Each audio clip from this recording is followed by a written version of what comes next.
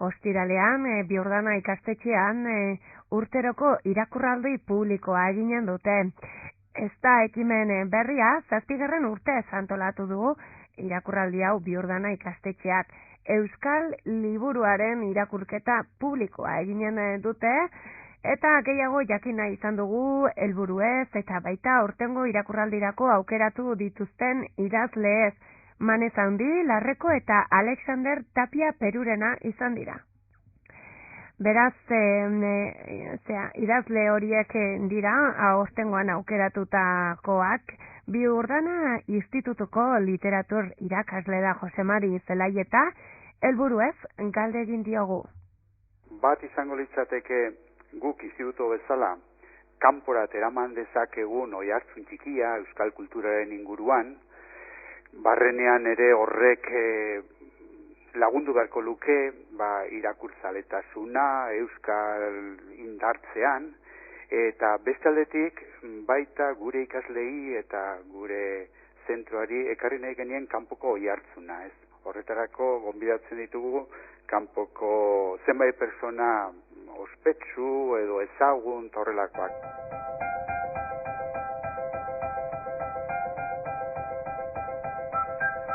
Idazleak aukeratzerakoan, klasikoan eta garaikideen arteko txandaketa egin dute. Joan den urtean, Angel Lertxunbi hautatu zutenez, aurten klasikoen txanda da. Gerra aurreko 3 idazle aukeratu dituzte, profesionalak izanen idazleak, Manez Handi, Larreko eta Alexander Tapia Perurena. Zergatik 3 hauek Jose Mari Zelaieta kontatu digu. Pentsatu genuen, on izango zela, gerra aurretik izan genituen zenbait idazle, naiz eta ez profesionalak izan, Nafarroan izan ditugunak hartu eta ezagutzera eman. Eta horregatik hartu izan ditugu 2 nahiko ezagunak direnak, Manez Handi, Enrique Zubiri, eta Larreko, Fermin Irigarai, eta beste bat, zoritxarrez, nahiko izkutuan gelditu dena, gainat Iruña bertakoa, Alexander Tapia.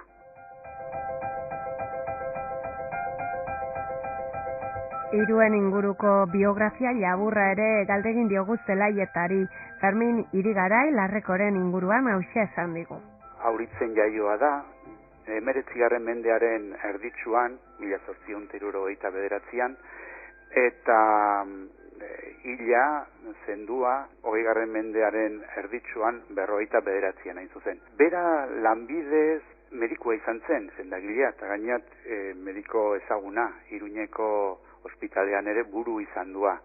Eta gero afizioz edo beharrez euskal idazlea ere.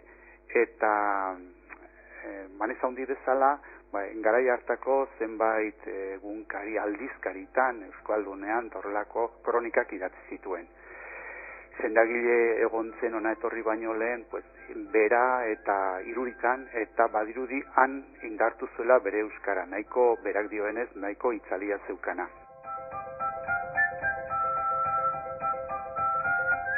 Enrique Zubiri, Manez Handi ez izenarekin egin zen ezagun, honako datu hauek eman dizkigu idazle hortaz Jose Mari Zelaietak.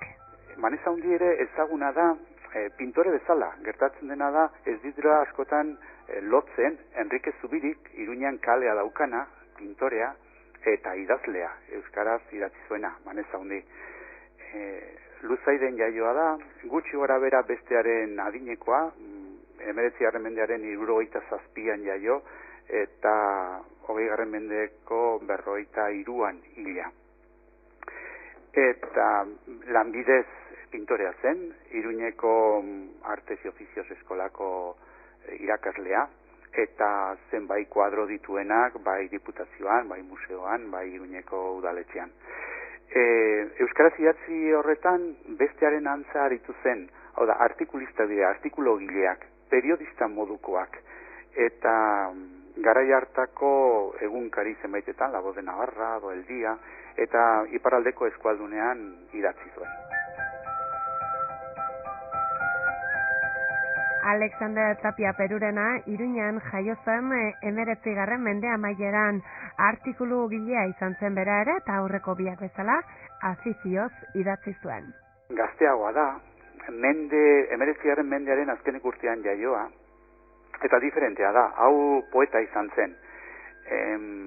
Garai hartan, gerra aurreko garaian, nahiko ospetsua izan zen, Lauaxeta, Lizardirekin eta harremana, antzeko poesiara egiten zuena, eta gero, hauek denak gerrak isildu zituen, Larreko ezain beste bere memoriak eta idatzi zituelako, eta orain dela urte batzuek argitaratu zituzten, baina besteak erabat isildu ziren jaia gerrarekin, eta gazteagoa zen eta gazteago hiltzen Alexander Tapia. Eta gainera, erabat isilduta gelditu da gure artean.